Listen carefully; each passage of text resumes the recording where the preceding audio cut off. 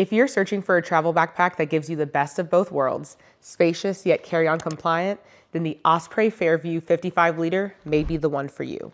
But is it worth the extra 15 liters? And is it the best travel backpack for women who pack a little bit more? If you want to find out, keep watching. Let's do a quick tour of the backpack. Apparently what we do on this channel is simply blind optimism.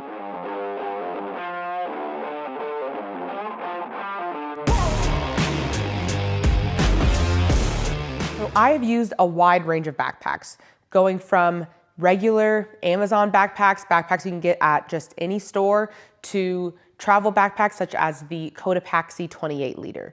This time I wanted to try something a little bit bigger, so I asked my mom to borrow her Osprey 55L backpack. The Osprey backpacks are more along the backpack style, hiking style backpacks, and the Fairview is specifically geared towards women. So I wanted to see if the 40L backpack plus the 15L detachable day pack would be the perfect amount of space to travel with, making it the ultimate all-in-one. Let's get into first impressions. This backpack tends to be geared towards, yes, female travelers, but also long-term travelers, carry-on enthusiasts, and digital nomads. Especially after spending all of that time abroad, some people really don't like the idea of having wheels on the ground as far as their luggage. So having something like this where you are able to carry all of your belongings on your person without having to have a rolling suitcase is definitely very appealing. For context, I am 5'3", 5'4"-ish, and the straps and the frame of this backpack can be adjusted to match your height. So they adjusted to match my mom's, who is 5'2", 5'3"-ish, and I don't want to mess with her adjustments, but I think it'll work just fine. So this is how it sits right now. It sits pretty high, which I like, and then it has the waist straps to keep it secure. The main key features of this backpack: the main pack is 40 liters, and then what makes it 55 is the addition of the day pack. So the day pack is a 15-liter backpack plus the 40-liter backpack. They also sell the 40-liter, which is pretty similar, but it has a few differences, since for this one, they know you have the day pack, whereas like the 40-liter has a built-in laptop pocket. So there's a few differences, but for the most part, the backpacks still hold a similar amount of stuff. The main pack is 22 by 14 by 9 inches, and the day pack is 18 by 10 by 7 inches. Combined, they weigh about 4.5 pounds. So you can take that in consideration if you're flying some international airlines that will be checking the weight of your bags. And for comparison, my Monos carry-on that I reviewed in a previous video, that luggage weighs about 7 pounds. And the Monos carry-on is about 28 liters. So you're able to fit a whole lot more without sacrificing additional weight for the baggage. The bags come in 3 colors: navy, a deep teal, and a maroon type color. And it retails for about $200. And I will put all the links into my description. You can buy it directly from REI, from Amazon, or from Osprey themselves. Let's do a quick tour of the backpack. We are gonna start with the main pack. So it opens up pretty much like one giant pit. So for those of you that like to do self-organization in your bags and you don't want individual compartments, this could work for you. So this is the interior. It has a zipper pocket on this side, and that is pretty much it. Zipper pocket on one side, and then a mesh pocket in the front with the flap. So all of your belongings will go in here. In the back, there is a padding that kind of covers the frame and the structure of the straps, but this is what you're getting on the inside. There are no pockets on the front because, again, the idea is to use the day pack for any additional stuff, since this is probably going to be treated more like a carry-on. On the back, you have a padded front and side handle, as well as the padded straps. And then this is the adjustable, this whole bar right here where the straps are adjustable. So there's straps along the side, and then here you can raise it or lower it to fit your body type. And then you have wide padded waist straps to really keep everything secure. On this bag, because it is typically sized to be an overhead bag, sometimes you get in those situations where they wanna gate check your bag. Not my favorite, but so nothing gets stuck or snagged, there is a flap that comes out. There's a hidden compartment on the bottom you can tuck it into. And from here, you can zip up all of the straps. So if you needed to check it, everything would be, you know, confined within itself, and you wouldn't have to worry about all of your, you know, backpack straps getting caught on any of the conveyor belts. And then as far as the day pack, there are snaps that go in right here. And so from there, you can either connect it to the front and the pack can sit on the front of you, or you can connect it to the back and the pack can sit behind you. So let's take a look at the day pack. This, like I mentioned before, is 15 liters. It opens just from the top. It is very deep. So if you do put a bunch of things at the bottom, you will have to go through the top to get them out. It has a padded laptop sleeve right here, and this can fit up to a 15-inch laptop. And then it has a zipper sleeve in front of that. And there are also pass-throughs at the top if you wanted to put a hydration bladder or anything like that in here. There are 2 water bottle mesh pockets in the front, and then a smaller zippered mesh pocket up top for quick grab. This is what they would presume that you would put, you know, underneath the seat in front of you, or treat this as your personal item if you're separated from your main bag. Some bonus features of this backpack are that it does have a lightweight frame. So a lot of travel backpacks out there are not framed, which helps make them lighter, but does reduce how much structure and support you get with the bag. And it also has lockable zippers. So you can put a lock through the loops of these zippers for added safety and protection. I really wanted to see what this bag could do, and the only way for me to do that is to put it to the test.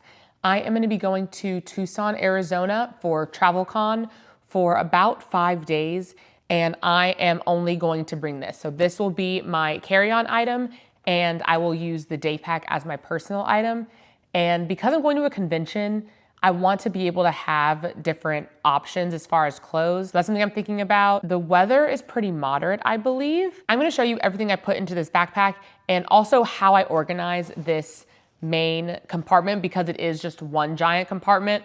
All of the organization and like separation would have to be done by me and not by like pockets in the bag. So let's go, and I'm gonna pick out my outfits, show you what I'm packing and kind of how I get everything to fit. All right, let's do it. Apparently what we do on this channel is simply blind optimism, because I'm thinking that all of this is gonna fit into those 2 backpacks. So the more I do these minimalist packing challenges, the more I see how much planning is involved, because I don't feel like I'm an overpacker now that my checked bag days are behind me. But when I was looking for stuff to bring to the convention, this is what we got to. I don't think this is a lot, but then looking at it here in that bag, it might be, or maybe it's just how it looks. This is what I brought. In the comments, you can tell me if too much, too little. Maybe I'll believe you, maybe I won't, but this is what I got. So here's my thought process. I wanted a different outfit for Thursday, Friday, Saturday, Sunday. So those are the days of the convention. Thursday are like excursions for people to go on, and then Friday, Saturday, Sunday are actual convention days. Wednesday is a travel day, and Monday is a travel day. So it's really 3 to 4-ish outfits and 2 travel outfits. Then I needed my computer, my iPad. I have 2 tech bags. One has my camera stuff. The other one has everything else. These shoes, the camera I'm filming on, 2 sets of workout clothes. For me, I don't mind washing things in the sink. So with 2 sets, I can work out in one, wash it, dry it, and then by the time I wear it again, it should be dry.